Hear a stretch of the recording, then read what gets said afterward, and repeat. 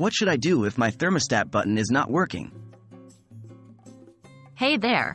Welcome to today's video, where we'll be discussing what to do if your thermostat button is not working. Dealing with a malfunctioning thermostat can be frustrating, but don't worry, we've got you covered. In this video, we'll guide you through some troubleshooting steps to help you get your thermostat back up and running. So, let's get started. Check the power source. The first thing you should do when your thermostat button is not working is to check the power source.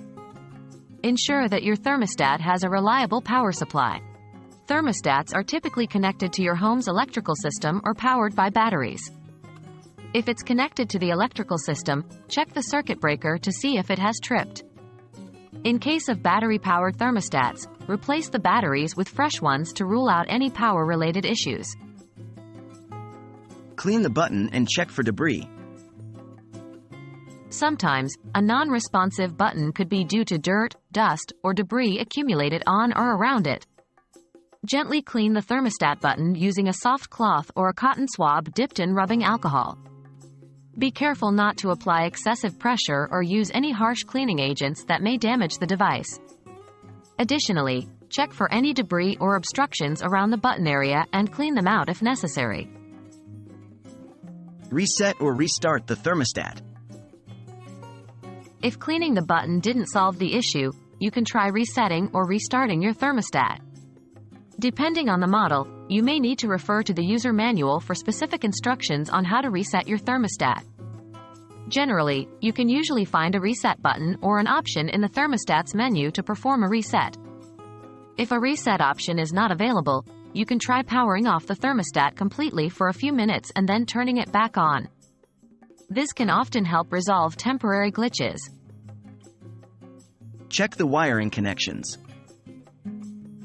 A faulty wiring connection can also lead to unresponsive buttons on a thermostat.